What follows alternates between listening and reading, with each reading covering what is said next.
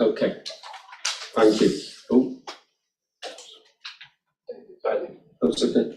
Right. Is it definitely going? Okay, thank you. I'd like to welcome everybody to today's meeting. The council is video and audio streaming this meeting live on the internet and making a recording.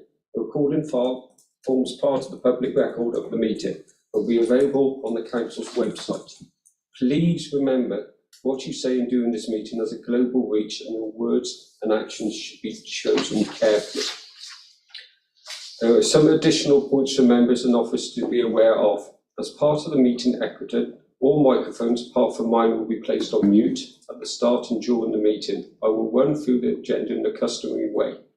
Please note the chat facility has been switched off to ensure that attendees' contributions can be afforded through the spoken voice and for the public record. Please ensure all mobile devices are switched off to prevent interference with the audio and video system. If any attendee loses connection, the meeting will be paused to assert if the connection can be restored quickly. If it is not possible to recover the connection within a reasonable amount of time, the meeting will continue as long as a quorum of subcommittee members remains available to hear the proceedings and be heard. If you plan to leave before the end of the meeting, please can you indicate this in advance? Are there any questions about the procedures before we continue? No? Okay, apologies for absent. I've got apologies from Councillor Tony Johnson, Chair. Okay, name substitutes? Councillor Foxton is substituting for Councillor Johnson. Okay, declarations of interest. Are there any Schedule 1, Schedule 2 or other interests to be declared for the items on the agenda today? Could you please do this by raising your virtual hand, and I'll ask you to speak to notify the meeting which item you have an interest in and the nature of that interest. So I'll go to members first. No, just to confirm, I have a passing, acquaintance with Martin Ullman. Thank you. That can be noted. Right. So we've only got the one application today. So this is to consider an application that grant of occasional premises licence in respect to Tressick campsite under the Licensing Act of 2003. I will now go to Emma Bell on behalf of the Licensing Authority. Thank you, Chair. The recommendation to the subcommittee is to determine the application with a view to promote licensing objectives in the overall interests of the local community. They should give appropriate weight to the steps that are appropriate to promote those licensing objectives, the representations including supporting information presented by all parties, the guidance issued to local authorities under Section 182, and the Herefordshire Council Statement of Licensing Policy 2020 to 2025. And the reasons for these are it ensures compliance with the Licensing Act 2003. There are a number of options open to the subcommittee today. One would be to grant the licence subject to conditions that are consistent with the operating schedule. B would be grant the licence subject to modified conditions of that to the operating schedule. To exclude from the scope of the licence any of the licensable activities. To refuse to specify a person on the licence as the designated premises supervisor, or to refuse the application. The application for the grant of a premise licence has received relevant representations and is therefore brought before the subcommittee for determination. Herefordshire Council Statement of Licensing Policy 2020 to 2025 states all representations must be relevant. For example, they must be about the likely effect of the grant of the application. This follows paragraph 8.57 in the Section 182 guidance, which uses the same wording. The details of the application are: the applicant is R.M. Roberts. There is no agent. Date received was the 28th of July 2022. Date the consultation started was the 29th of July 22 and it ended on the 25th of August 22. The application at Appendix 1 requests the grant of a premise licence to allow the following: sell and supply alcohol for consumption on and off the premises, Monday to Sunday, midday till 10 p.m, and the campsite is open from the 1st of March to the 31st of October annually. 2 representations have been received from responsible authorities. These are West Mercia Police and Training Standards and can be found at Appendix 2 and 3.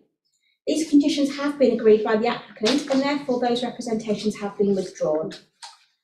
2 relevant representations have been received from members of the public in line with the licensing objectives, which the licensing authority have accepted as being relevant. That can be found at Appendix 4. The licensing authority shared with those making public representations a copy of the licence conditions that the applicant has had to adhere to. That can be found at Appendix 5. The licensing authority has not been notified that these address the concerns of the members of the public that made representations. This application was due before the licensing subcommittee for determination on the 19th of September 22, but due to the state funeral, it was postponed to today's date. Any decision may have an impact on the local community. This report is in relation to a premise licence under the Licensing Act 2003, and as such, there are minimal environmental impacts for the council as a licensing authority. There are some quality duties set out in this report, along with some legal implications which the legal advisor can advise you on further if needed. There are unlikely to be any financial implications for the council as a licensing authority at this time.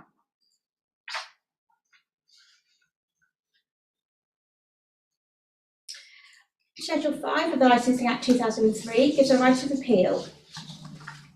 That right of appeal should be made to Magistrates Court and must be made within 21 days, beginning with the day on which the appellant was notified by the licensing authority of the decision being appealed against. There was little risk associated with this decision due to the 21-day appeal period. All responsible authorities and members of the public living within Herefordshire have been consulted. Appendices 1 to 5 can be found at the back of this report, and there were no additional supplements served. Thank you, Chair. Thank you very much. Any questions, members? No, I haven't. No, spoken to Chair. Okay, thank you very much.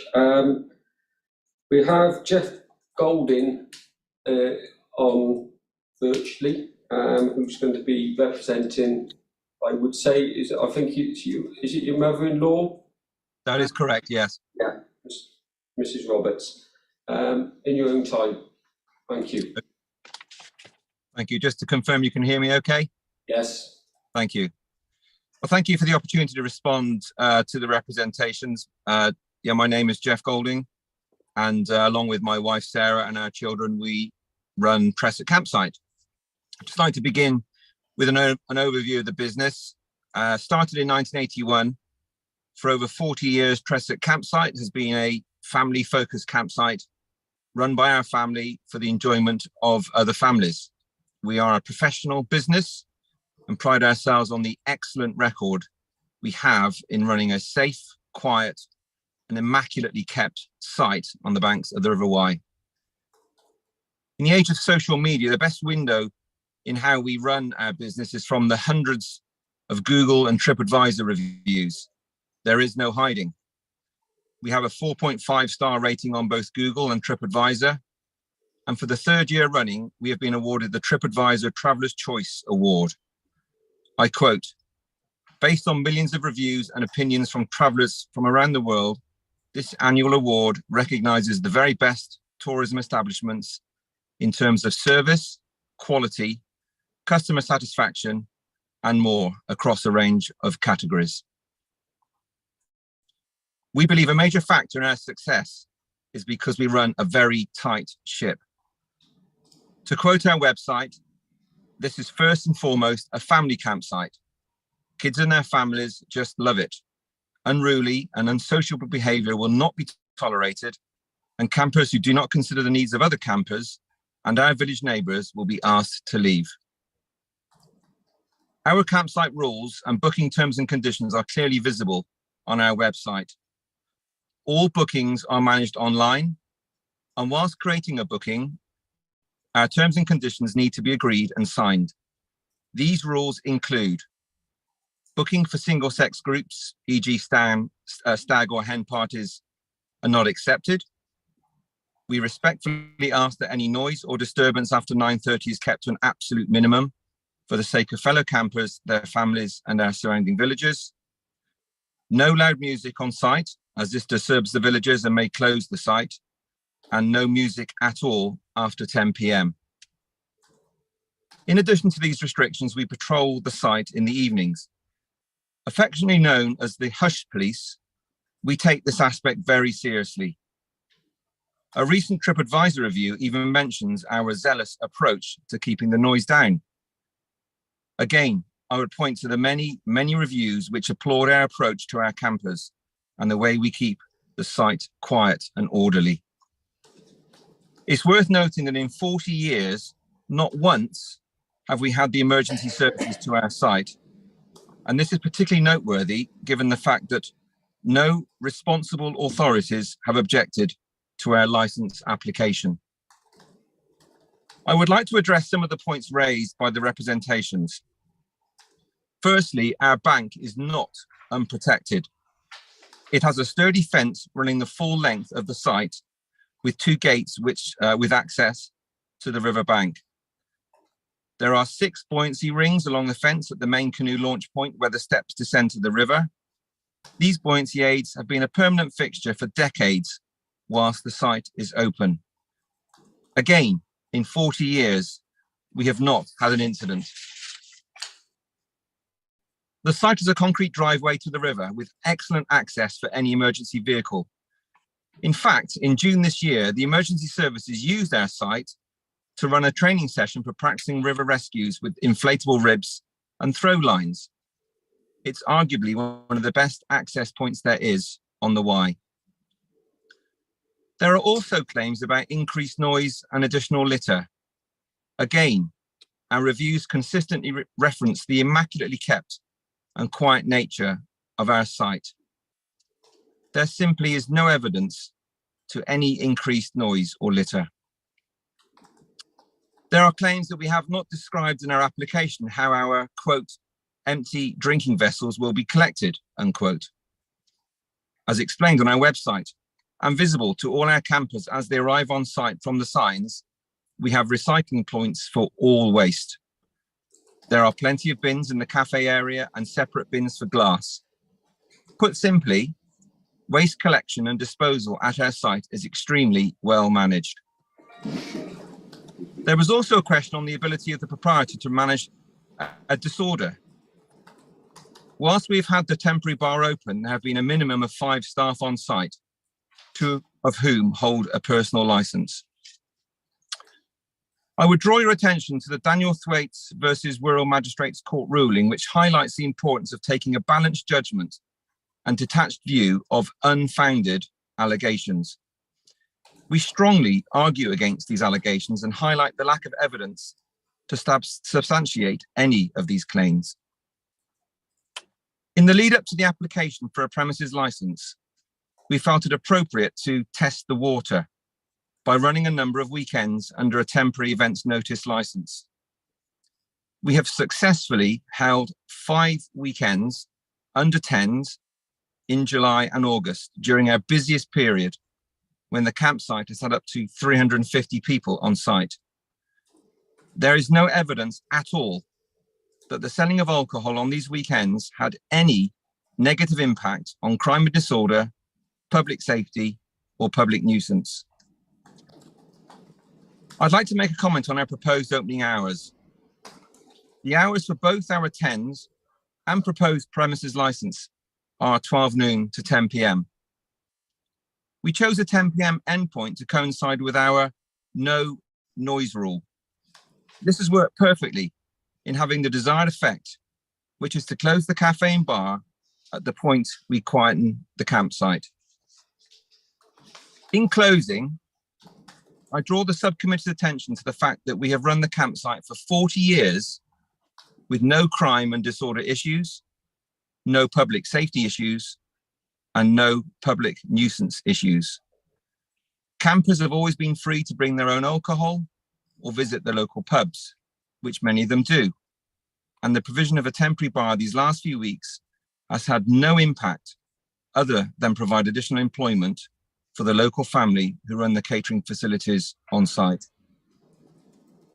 We would therefore ask the subcommittee to respond positively in the request for a premises license, given the excellent, unblemished record of Tresset Campsite and the overwhelming support of our customers and villagers alike in this application. Thank you. Thank you, Mr. Golding. Any questions from members? Not from me. No. It's very well explained. Sorry, Chair, just a point of clarification. The applicant's representatives did say there'd been no representations made by the responsible authorities. There were actually two, but those were agreed. Thank you for clarifying that. Right. Sorry, I'm getting lost. Okay, thank you very much. There's no questions from me. I think adjournment for half an hour, 20 minutes. Yeah, right. So the subcommittee will now adjourn to discuss the application. We will come back in 20 minutes to let you know our decision. For any remote attendees, we'll be grateful if please rejoin the meeting 5 minutes prior to the end of the adjournment in case there are any technical issues which need to be resolved. I will now ask for the live stream to be paused and request confirmation that we're no longer broadcasting live. So if you could come back. We're live again, Chair. Okay. Welcome back to the Licensing Subcommittee. I will now read the decision of the subcommittee. The subcommittee wished to undertake a site visit to better understand the context of the site. So we're deferring the actual decision for a site visit. The date proposed is the 14th of November at 11 AM. Is that convenient to the applicant, Mr. Golding? Yeah, I'll just check my diary, just bear with.